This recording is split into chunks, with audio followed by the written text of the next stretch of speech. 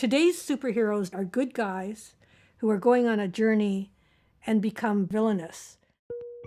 I think I'd be the other way around. I'd start out the evil one, but then I'd become good and become Green Lantern's girlfriend.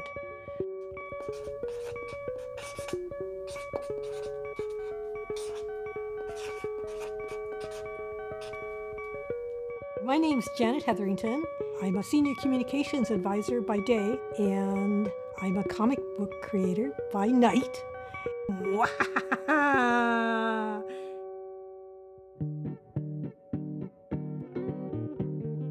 We do a lot of work in plant and animal health. For example, we stop invasive species coming across the border. When there's a breakout of a health problem with animals, we're there to work on that as well. And those are the types of things that I get to write about. I am primarily a speechwriter, and I usually have a number of speeches on the go.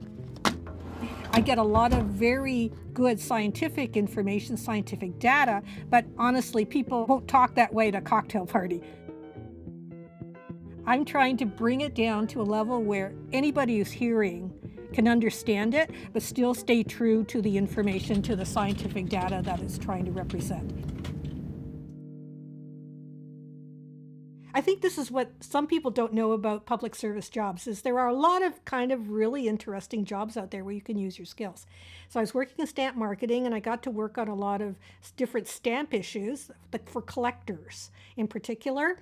And I was able to bring my knowledge of comics to that as well, because in 1995, Canada Post brought out the superhero stamp issue. So I got to work on the research for that as well, and later, I was able to work on the official first day cover. They had a promotional comic book, and it was just up my alley. So I was able to bring my skills from one to the other, and it was a lovely combination.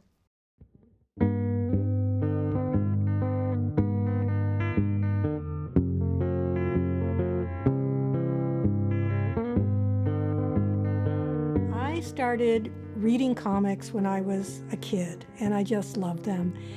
But I wasn't satisfied with just reading them. I had to create my own. But at the same time, it became very clear to me that if I wanted to make a living, journalism was probably the way to go. And one of my idols was Lois Lane, and she was a journalist, and she was making a living at a big metropolitan newspaper, writing exciting stories, and her boyfriend was a Superman. So where could I go wrong?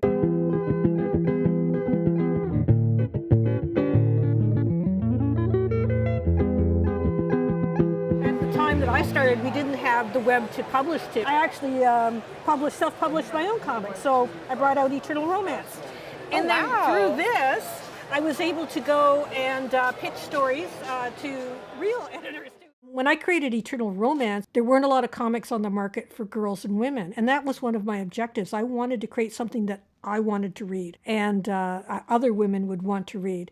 And it was great. It was so much fun, and it was silly. It wasn't all grim and gritty like the superheroes of the day.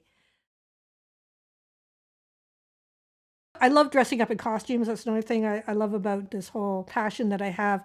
So we were having a charity costume competition at Halloween, but then I was called into the director's office because there was something I had to work on really urgently.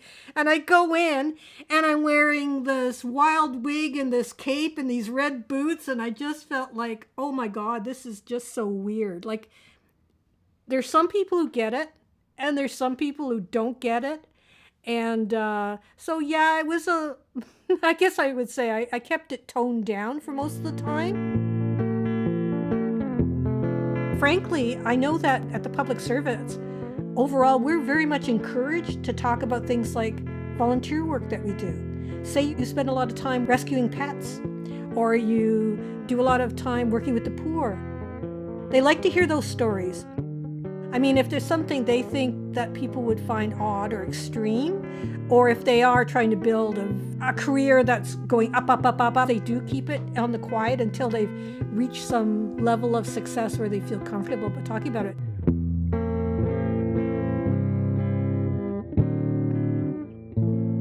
People know I'm a creative person. But no, I don't wear my superhero costume to board meetings. I can say that now.